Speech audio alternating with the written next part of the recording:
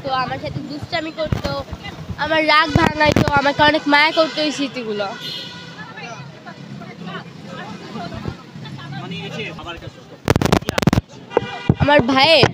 আমার ভাই সবসময় চেয়েছে যাতে আমার বাবাকে নিয়ে সে ভালো কিছু করতে পারে, সে যেন একটা ভালো মানুষ হতে পারে। আমার ভাই মানে সবসময় চাইছে যে আমার ভাই যাতে একটা ভালো মানুষ এবং ভালো একজন মানে ব্যবসায়ী হতে পারে। কিন্তু এই অবস্থা মানে ব্যবসায়ী হলে আমার বাবার মতনই অবস্থা হবে আমরা যা দেখছি, কারণ আমার বাবার যে বিচার হচ্ছে না। আমার বাবাকে আরও চাঁদার জন্য মারা হয়েছে আমার বাবাকে, তারা বলছে চাঁদার কোনো বিষয়ই নেই এটাই। আচ্ছা, মানে অনেকেই এরকম কি মনে করছে বা খবরটি প্রকাশিত হয়েছিল যে ব্যবসায়িক লেনদেনের জন্য আপনার বাবাকে হত্যা করা হয়েছে, চাঁদাবাজি এখানে ছিল। এটা পুরো মিথ্যা কথা, এটা চাঁদার জন্য করা হয়েছে। আমার বাবাকে বলা হয়েছে হয়তো ব্যবসার শেয়ার দেয় আর কি, যেটা লাভ হবে সেটা থেকে অর্ধেক দিয়ে দিতে বলছে, না হলে মাসে মাসে 2 লক্ষ টাকা করে চাঁদা দিতে বলছে। চাঁদার ব্যাপারটা এখানে ছিল কিন্তু তারা সেটা দেয়নি, তারা সেটাকে হাইড করছে। যারা আগে আপনার বাবার সাথে যারা চাঁদার বিষয়ে কথা বলেছে বা ব্যবসায়িক বিষয়ে কথা বলেছে, তারা কি এজাহার করতে আসামি হয়েছে? হ্যাঁ, তাদেরকে এজাহারে যুক্ত করা হয়েছে যারা ছিল, কিন্তু ফার্স্টে একটা এজাহার 23 জনকে নিয়ে যুক্ত করা হয়েছে, পরের এজাহারটায় 4 জনকে কেটে দিয়ে 19 জনকে আসামি করা হয়েছে। কেন ওই 4 জনকে কাটা হলো সেটাই আমাদের প্রশ্ন, কেন কাটা হলো? হ্যাঁ, আমরা আতঙ্কিত আছি। আমাদের মানে আমার বোন, যে আমার যে বড় বোন, ফুফাতো বোন, যে সব কিছু করছে, দৌড়াদৌড়ি করছে, তাকে মানে খারাপ খারাপ মেসেজ দেওয়া হচ্ছে।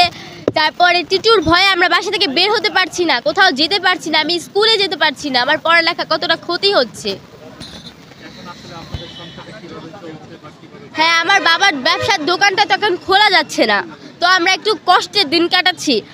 আমার বাবার দোকানটা যদি খোলা হয় তাহলে একবার একজন লোক ছিল যে জেবির নামে, সে আমার বাবা তো মারা গেছে, আমার বাবার নাম করে গরিব মানুষের দোকানপাট ভাঙচুর করছে এবং চাঁদা তুলছে আমার বাবার নামে, আমার বাবাকে ফাঁসানোর জন্য। আমার বাবার এটা তো কোনো দোষ নেই, কারণ মানুষটা মারা গেছে।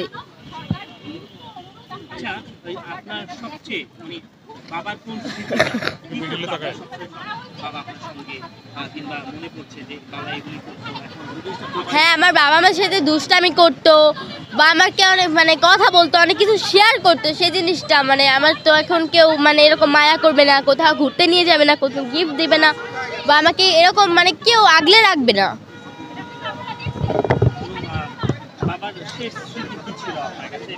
আমার বাবার শেষ স্মৃতি ছিল আমার বাবা যেদিনকে মারা গেছে আগের দিন আমরা আমার বাবার সাথে একটু অনেক বিকেলবেলা যখন আমার বাবা বের হবে এর আগে আমার বাবার সাথে দুষ্টামি করছি, অনেক মজা করছি, অনেক ঠাট্টা ইয়ার্কি করছি। এরপরে আমার বাবা বের হয়ে এই কাহিনীটা হয়েছে।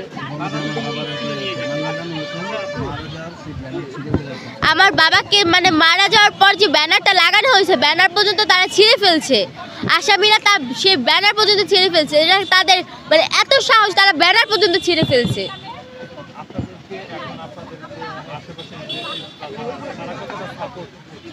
কারা মানে বুঝলাম না।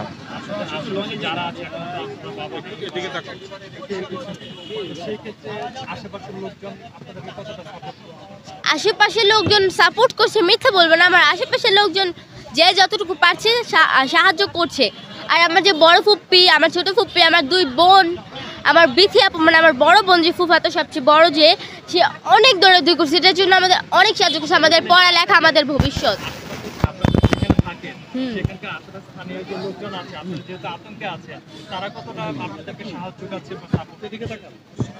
আমার যে আশেপাশের লোকজন তারা আমাদের মানে যতটুকু পারছে সাহায্য করছে, মানে আর কি যারা আমাদের বাড়ির পাশে।